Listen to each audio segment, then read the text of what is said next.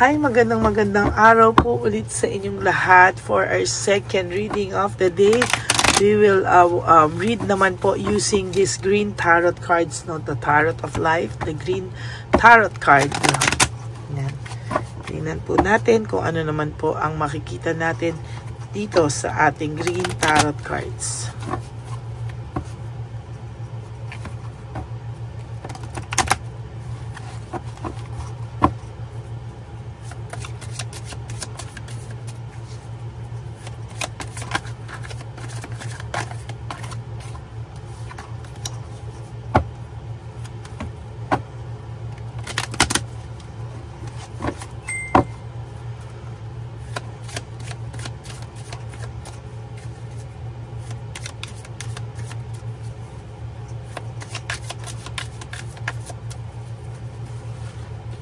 Pili na po tayo, pero bago po yan, buksan muna po natin ang ating mga kandila.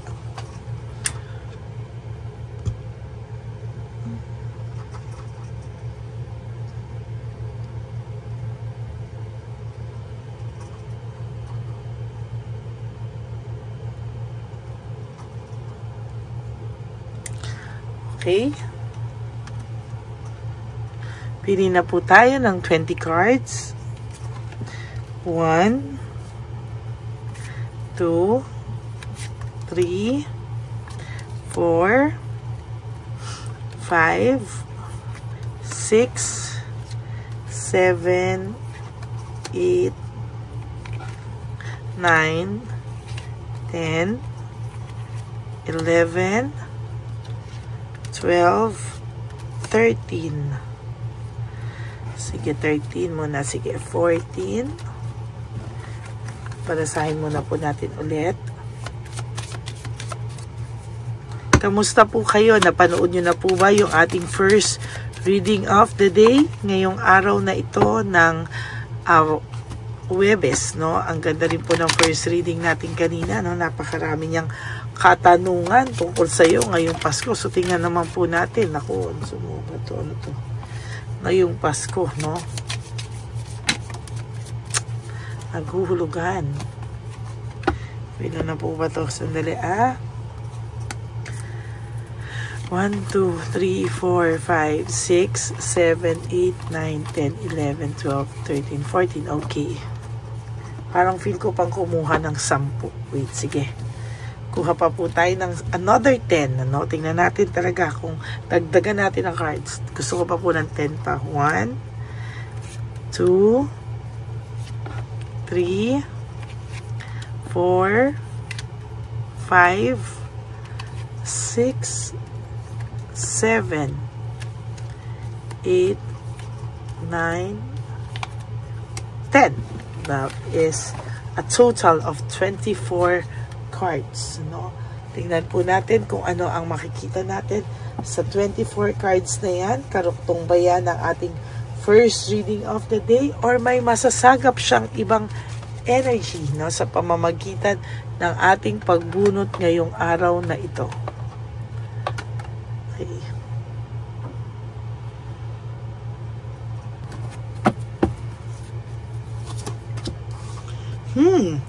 Okay, lahat ito po, nung pinapasok niya po itong mga ganitong sitwasyon, halabira lang po siya ng halabira, no? Wala po siyang pakialam, wala po siyang, hindi niya po alam kung ano po yung kanyang gagawin, no? Basta pasok lang po siya ng pasok, hindi niya po inintindi kung ano po ang magiging consequences nitong naging kanyang desisyon, ano? Talagang bara-bara lang po, sige lang po ng sige, at walang takot, action na action, adventure, gusto niya ng adventure, palaban, sige, sugod, no? Hindi niya po inisip kung ano ang magiging consequences talaga sa kanya. Ayan, panay po siya tuloy failure, no? Pagsaksak sa kanya ng tadhana. Maraming tao na nag-impluwensya sa kanya, parang lahat ay pakiramdam niya ay bilib na bilib sa kanya nung una, impluwensya ng impluwensya, sulsul ng sulsul, sinisiraan ka, at nakinig naman po siya, no? Sad to say, ito pong taong to ay nakinig, no? Nakinig po siya, and yun po, no, medyo siya po ay minalas talaga, no? Talagang pagkatalo ito. No, ayan. So, medyo dumilim na, wala isang ilaw. Okay? Siya po ay nagre-reflect ngayon. Siya po ay nag-iisip. No? Hindi niya po alam kung bakit daw nangyayari sa kanya ang mga bagay na ito. No? As a matter of fact, hindi niya po akalain, no? Na parang after ng lahat ng ito, nasugod lang siya po ng sugod. Ayan, no? Tapos ngayon biglang binalik sa kanya lahat ng tadhana. No? Sugod siya ng sugod hanggang bandang huli, hindi na po niya alam paano siya aatras sa nangyari sa kanya. Hindi na po niya alam kung paano pa siya lulusot dito at kumbaga paano siya lalabas sa sitwasyon na pinasok niya. Noon sugod siya ng sugod, no? Nung minala siya, hindi na po niya alam, no? Nung naalaman niya na mali lahat ng desisyon niya, hindi na po niya alam kung paano po siya makakalabas, no? Ayan po siya ngayon, no? Isip po siya ngayon ng isip kung paano daw niya susolusyonan ngayon ito, no? Kung paano daw siya makakaalis sa sitwasyon na pinasok niya, no? Hindi niya po gusto yung kanyang pinasok, no? Kaya ayan po yung nangyari sa kanya, para po siyang binuhusan ng malamig na tubig, at ngayon po siya po ay parang hindi niya po alam kung ano nangyari sa kanya. Basta ang pakiramdam niya po ngayon, siya po ay parang nakarma, no?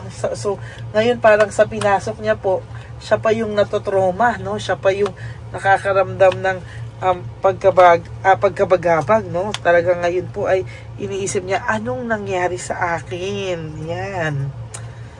O ayan, gusto niya pong lumayo, gusto niya muna pong mag-isip, at gusto niya pong magpahinga, no?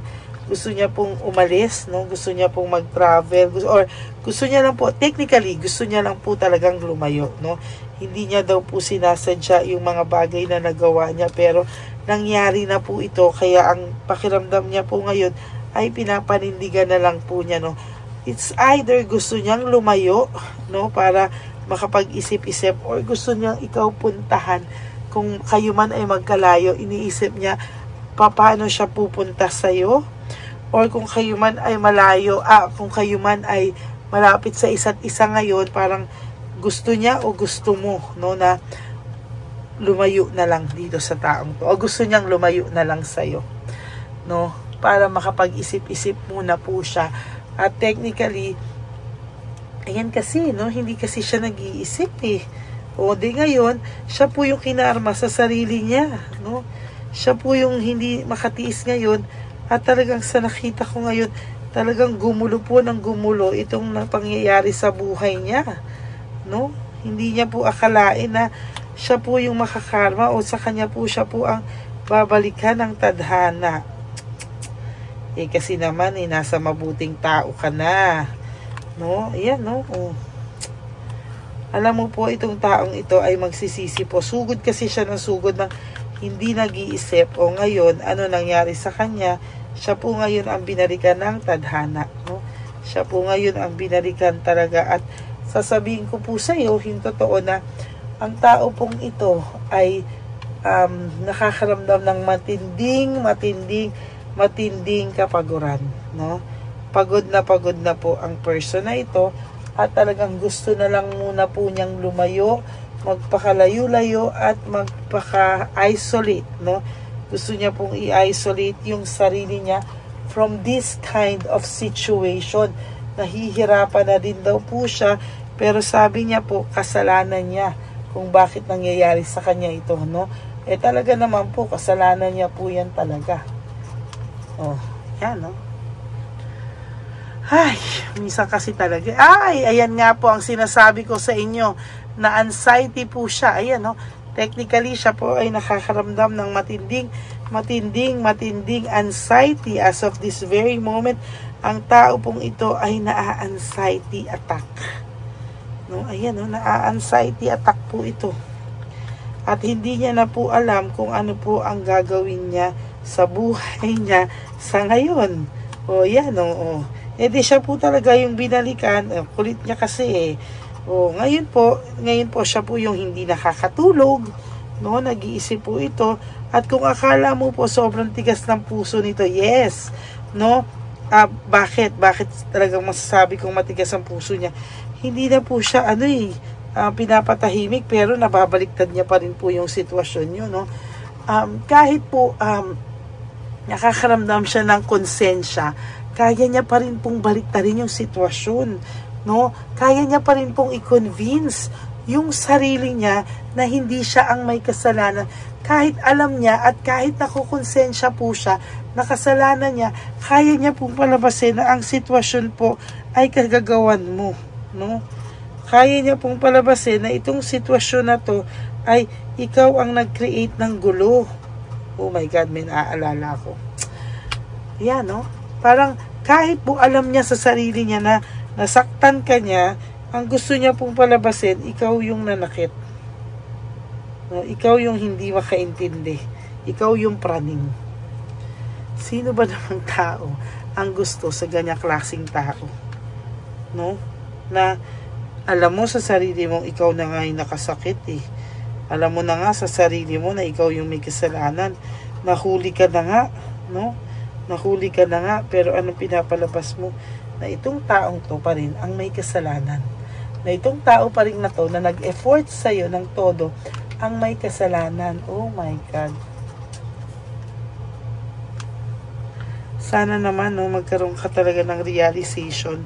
Sana talaga, no, sa mga taong ganito rin naman ang person nyo, let go nyo na. Hindi po worth it yung ganito, no, na parang siya na nga yung may kasalanan, pero papalabasin niya pa sa inyo at babalik ta rin niya pa kayo, no. Alam mo, yung mga ganitong tao, walang kapupuntahan yan, no. They will never be satisfied with their life. They will be never ever be happy with their lives, no. Hindi po sila magiging masaya.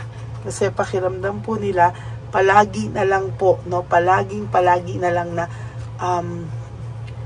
lulusot at lulusot lang sila. Yan po ang kanilang pakiramdam. Ayan, no, hindi po sila makapag-desisyon. Very undecided po sila sa mga bagay-bagay, no. I-isolate nila yung sarili nila, no. Papalabasin nila ikaw ang may kasalanan. They will just isolate themselves para po makonsensya ka. Lalayo na lang sila, no.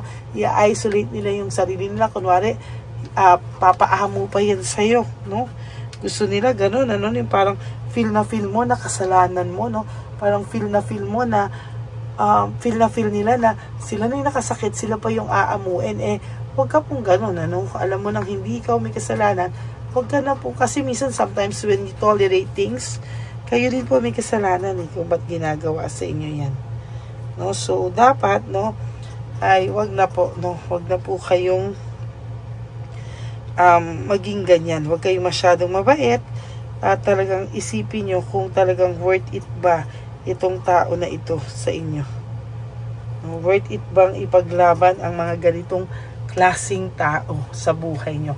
Kasi kung hindi, sus, ang dami dyan, no, ang dami dyan talaga po. Yun nga lang, minsan kasi mahirap, no, kung yung pagmamahal mo sa tao sa kanya talaga. Yun ang problema mo, no. Pero natuturuan nga po ang puso, no. Dapat mahalin nyo muna po yung sarili nyo daw, sabi, no, bago ang lahat ng ito, no. Kasi mahirap po na ganito ang mga sitwasyon. Ay, ang bigat ng reading na to. Disorganized po ang buhay. Naging disorganized ang buhay mo dahil dito. Parang lahat ng plano mo kasama siya. Hanggang one day, bigla ng pluk, wala na tong taong to sa'yo, no? Kaya ang tinitingnan natin dito, wag mo pong i-base ang plano ng buhay mo sa taong ito. She or he will never appreciate na ganyan, ano, na inaano mo yung buhay niya. Siya po ang nagdidesisyon sa sarili niya, siya po ang nagtatrap sa sarili niya sa ganyang klaseng sitwasyon. Entrapment, no? Siya po ang gumagawa niyan, binibiktima niya po ang sarili niya. There is this avoiding conflict, no? Instead of harapin niya kung ano yung sitwasyon na nangyayari sa inyo, ang gagawin niya po is tatakasan niya to at papalabasin na lang niya na ikaw ang may kasalanan. Soon, pag nawala ka po, or kung nawala ka na po, magkakaroon to ng self-pity, no? Hindi ka po nito makakalimutan. You will always be remembered by this person, ano? Hindi ka po niya makakalimutan. Kahit po wala siyang gagawin, ano? Kasi po, gusto niya nga po ikaw ang gumawa, no? But technically, sasabihin ko po sa inyo, huwag kayong mag-alala because, ayan no, wala man siyang gawin, hindi ka po mawawala sa isipan nito. May isip niya po ng maiisip yung home conflict, no? Yung, may isip niya po na sayang nasa masaya na siya sanang samahan, pero hindi po siya nakontento.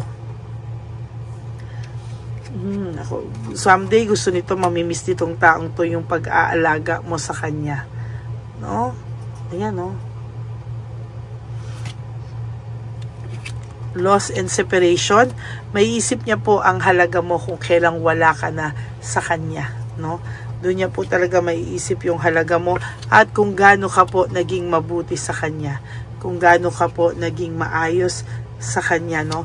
Ayan po yung mundo na gusto niyang hawakan, mawawala po sa kamay niya. Lahat ng akala niya ay hindi mawawala sa kanya, no?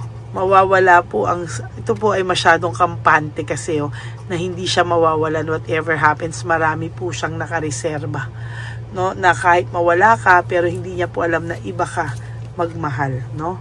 Sabi niya, marami rin daw na nagmamahal sa kanya. Iba, masyado po siyang mayabang. Pero ayan po, makakaramdam din po ito ng depression. At hindi niya po yan kakayanin sa mga susunod na panahon. Natukso po siya, hanggang ngayon natutukso pa rin po siya sa iba. No? Hindi po siya faithful, no? Pero nai-stress po siya sa sitwasyon na meron siya ngayon. Siya rin po kasi yung gumagawa niyan sa sarili niya. No? Maiisip niya po yung inyong samahan kapag ikaw po ay sumuko na sa taong ito at dinisconnect mo na po ang sarili mo sa taong ito, no? At tsaka pa lang po siya mababurn out at ma-stress na malaman niyang wala ka na po sa buhay niya. Ay. Huwag ka po mag-alala, maiisip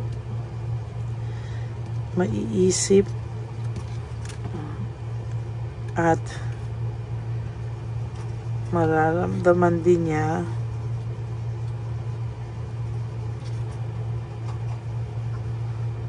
ano yung pinakawalan niya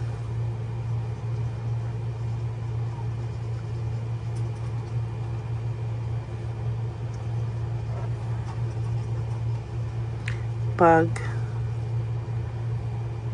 tuluyan ka ng sumuko.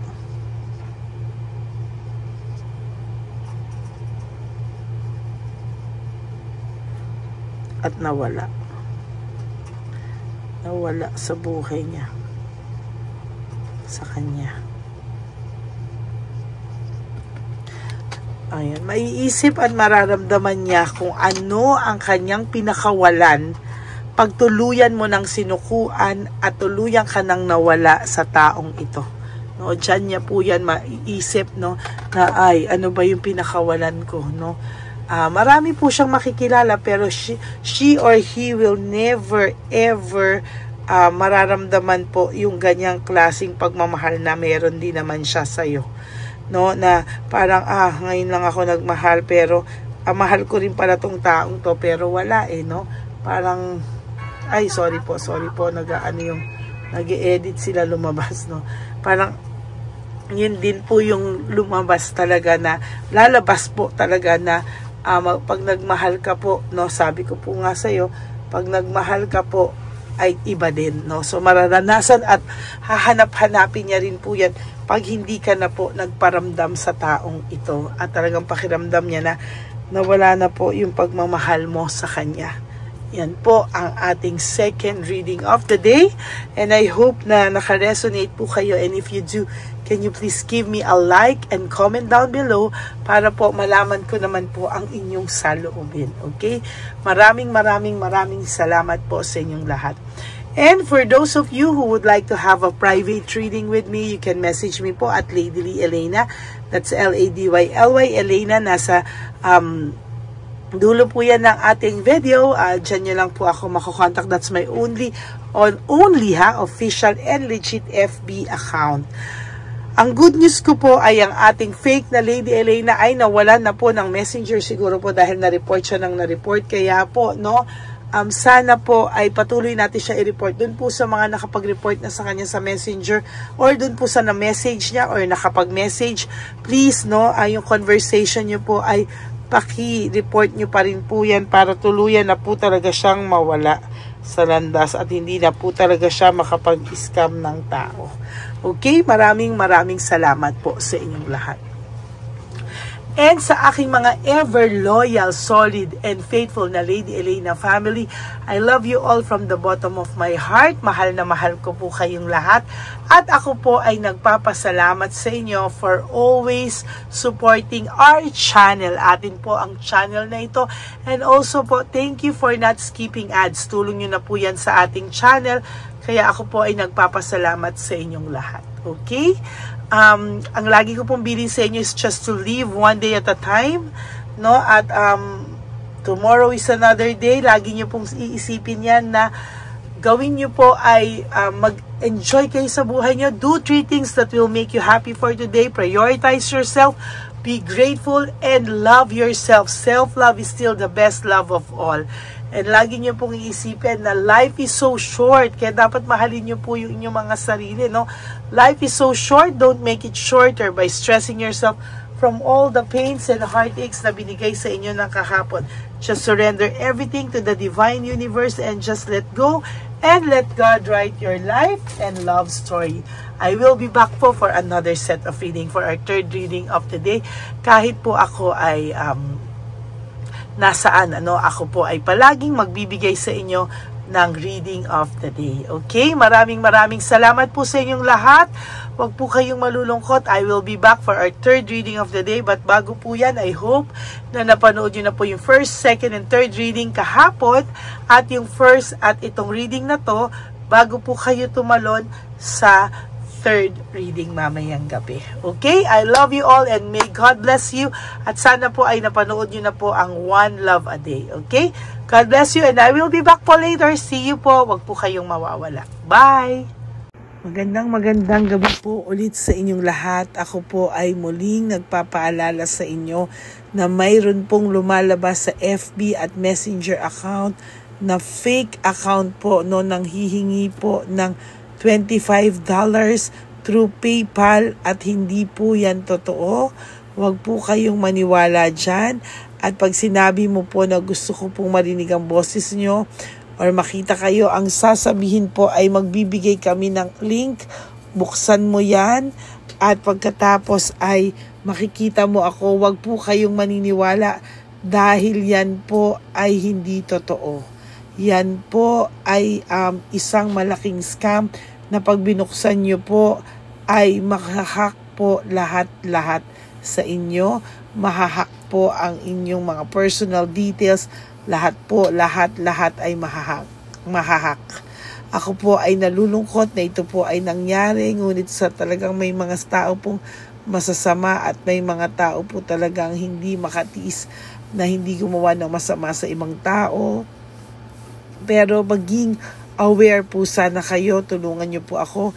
I-report po natin yung fake na yan at sa FB para siya po ay mawala na at wala na po siyang